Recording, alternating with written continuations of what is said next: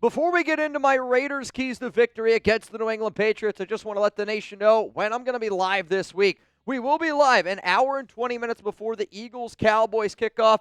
Join Jeremy and I, root against Dallas. That's our wives' favorite team. Then also, Raiders-Patriots. We're going to be live 1 hour before kickoff. Make sure you're subscribed. Make sure those notifications are on. The first key to victory, you got to show up.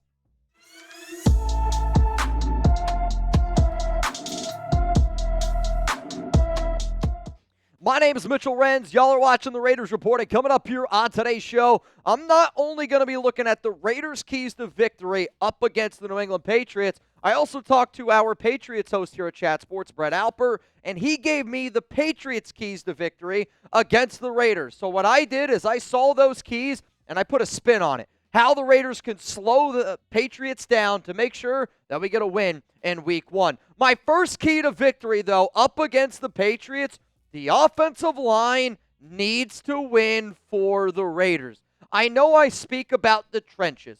I know I talk about winning in the trenches all the time on this show, but to me, it is at the utmost importance for this offensive line to win for the Raiders, not only to set up the downfield passing game, not only to protect Geno Smith, but also to really establish that running game early on. It's going to be Colton Miller, Dylan Parham, Jordan Meredith, JPJ, and DJ Glaze.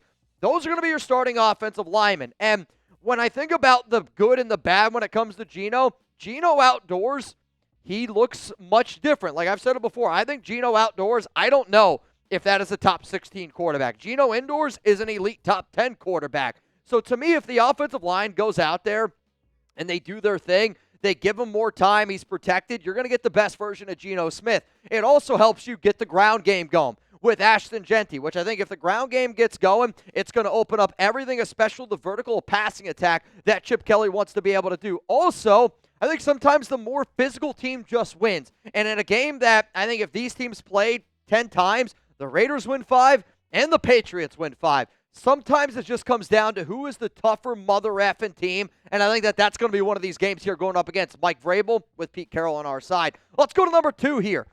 Good teams make adjustments. And, I've thrown this out there because I know the Raiders are going to be going up against Josh McDaniels, and I don't know if the Josh McDaniels offense is going to be able to make the adjustments that a Chip Kelly offense is going to be able to make. But just because the Raiders either A, do not score on that first drive, or B, do score on that first drive, you got to be able to make adjustments. The first quarter, second quarter, third quarter, and the fourth quarter from top to bottom. So for Chip Kelly, if it's working, you still need to be able to adapt and not just expect that the first thing that you did is going to work the entire game.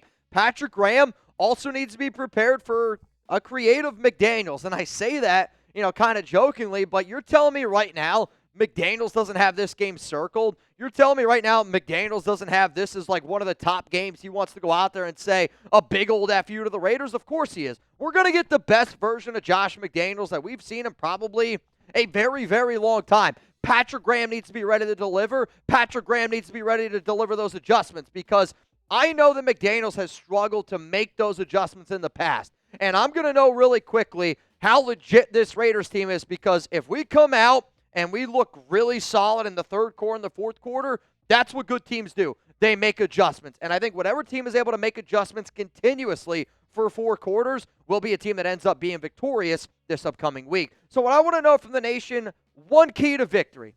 One key to victory for the Raiders. It can be on the offensive side of the football. It can be on the defensive side of the football. I want one key to victory for the Raiders against the Patriots. Let me know why you're getting hit with this YouTube ad break.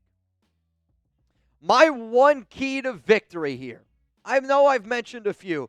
There's going to be a key to victory, though, and it's the one that's about to come up, and it's going to be an under-the-radar one, but it's something that if I was this coaching staff, I would absolutely positively do. And this might shock you, but I'm going to test Christian Gonzalez. I'm going to test out that hamstring because this is a player, he has not practiced since the 5th training camp practice. We're talking about July. He has not participated in practices at all. If I was the Raiders, I'm trying to figure out ways to test that Christian Gonzalez hamstring because if he's still not practicing, Is he going to be 100% healthy? Is he going to want to stretch the field? I don't know. So one of the first plays I'm doing is if I have Christian Gonzalez over here on the right side and he's lined up with, I don't know, Jacoby Myers, let's say, I'm going to try to get Jacoby off him, and I'm going to try to get Dante Thornton on Christian Gonzalez. I'm going to try to move guys around to get Trey Tucker on Christian Gonzalez. And what am I going to do? I'm going to run deep. In the first quarter, I'm sending those guys deep. I want to see how healthy Christian is.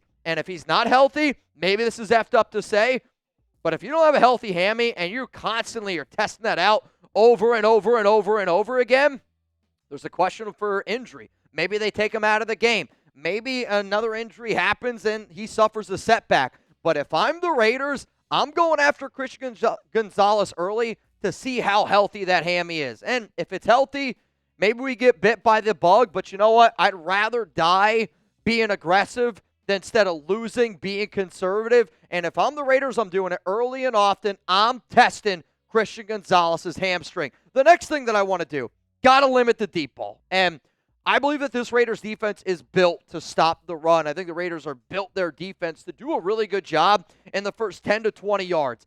I am concerned about the Raiders secondary. Y'all are probably concerned about the Raiders secondary as well. And to me, I think about the Josh McDaniels offense and the way that it's made. The McDaniels offense is basically designed to beat you with 7, 8, 9 play drives, methodical drives. McDaniels isn't good enough to do that multiple times when he doesn't have his guy in Tom Brady. So I know that deep down. I also know that Drake May is a good down-the-field thrower. I also know the Raiders' biggest weakness is in that secondary.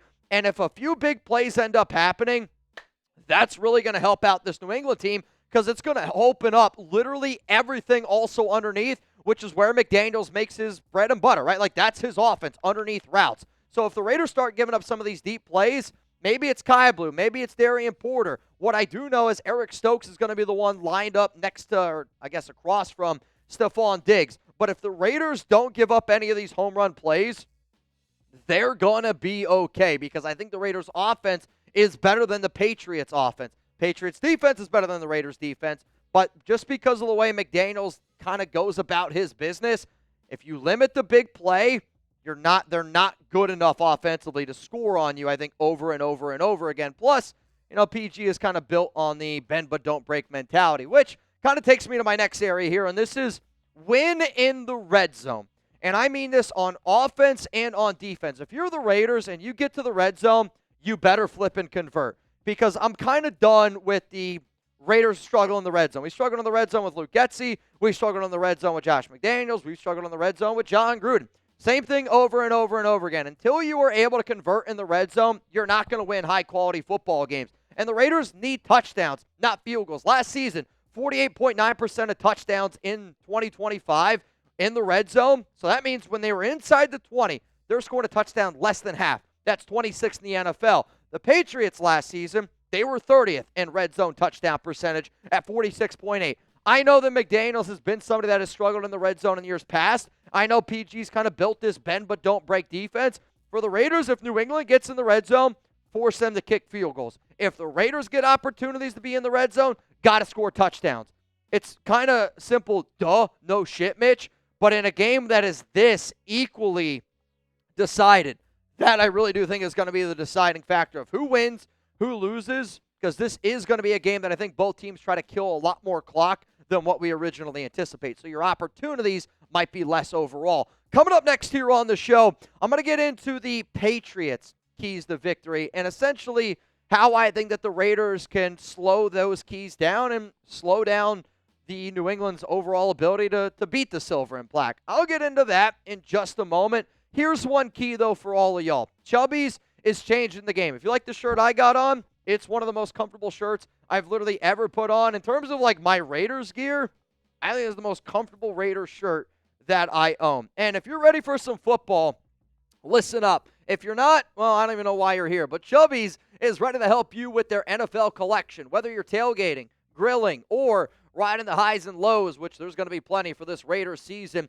Chubbies has the officially licensed NFL gear to keep you looking like the ultimate fan. With bold designs featuring Raiders logos, Chubbies game day gear isn't just comfortable, it's a statement. Rep your team's logos in wildly comfortable polos, wave-making swim trunks, and gym-ready mesh shorts. Yeah, you heard that right. Swim trunks with your favorite NFL team's logo on them. All the comfort and swagger you need to take on every touchdown dance, chest bump, or dramatic fourth quarter meltdown. If you're not a jersey guy, this is an elite alternative. If you're a jersey fanatic, something tells me that you're going to love their NFL collection, because when you're invested in the game, your outfit should be too.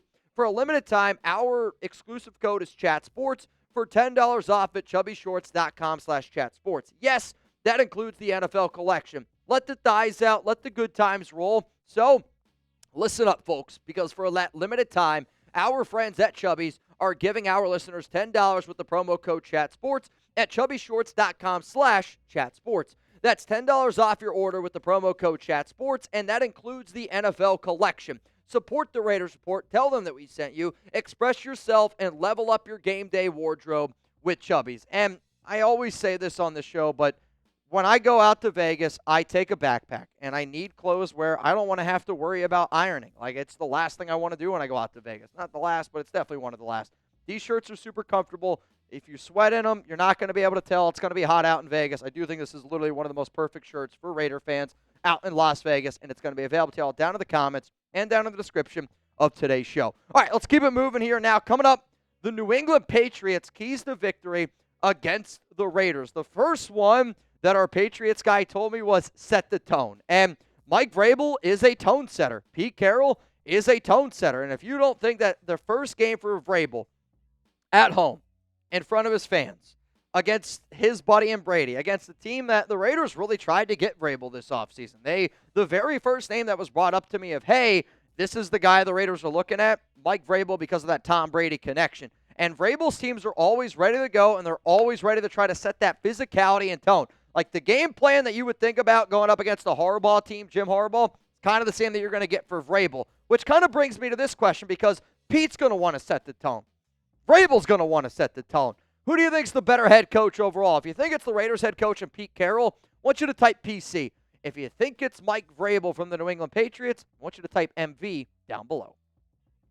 Let's go to the next one here. Limit the turnovers. And for the Patriots, they struggled with this at times last season. Obviously, the Raiders did as well. New England had 23 turnovers last season. That was 23rd in the NFL. The Raiders forced only 13 last season. That was 29th in the National Football League. But last year, the Patriots were 2-11 when they turned the ball over. They got a new quarterback now starting the entire season in Drake May. I'm excited to see what May looks like for an entire year. You guys know how much I like him from a talent perspective.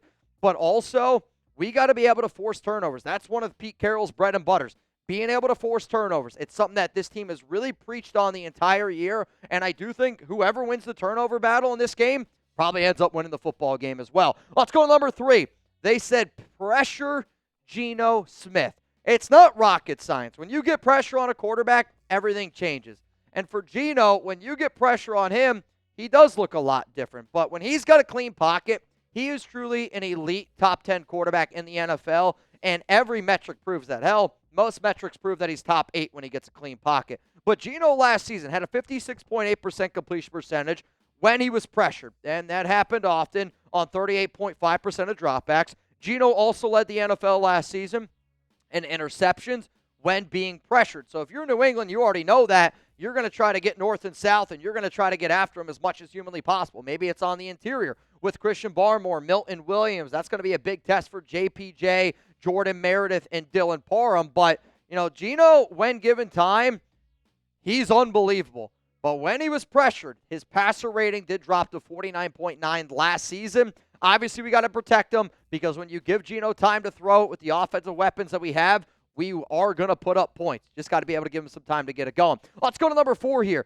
They want to try to establish the run, and that's kind of maybe going back to setting the tone with Vrabel a little bit. They're going to use Trevion Henderson a lot. They're going to use Ramondre Stevenson a lot. Now, I would say for Henderson, you kind of want to slow him down a little bit more in the passing game, and I wouldn't be shocked if they tried to put Henderson on some of our linebackers, just like, the Dion Lewis's, the James White, the pass-catching rule that Josh McDaniels likes to implore as much as he does. But Stevenson's going to be that thumper. He's going to be the physical running back. The Raiders ranked 13th against the run last season, which I was actually pretty surprised by that number. But Drake May is really good off play action. And when he gets the play action game going, and when McDaniels gets the play action game going, that offense looks better in a whole. If we slow down the running game and make McDaniels one-dimensional, and I want Raiders fans to think about that, right? Like, you go back in those Raiders games where McDaniels went one-dimensional, it was poop.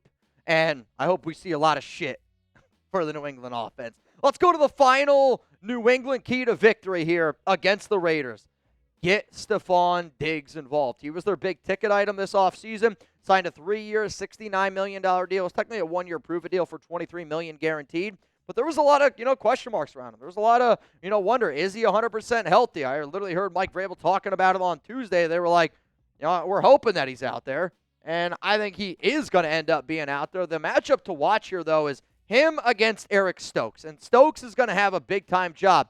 But then what happens with, Kai Blue Kelly? He's listed as the starter over Darian Porter. Darnay Holmes. A lot of different safety looks are going to have to happen. And I do anticipate the Raiders are going to play a lot of zone.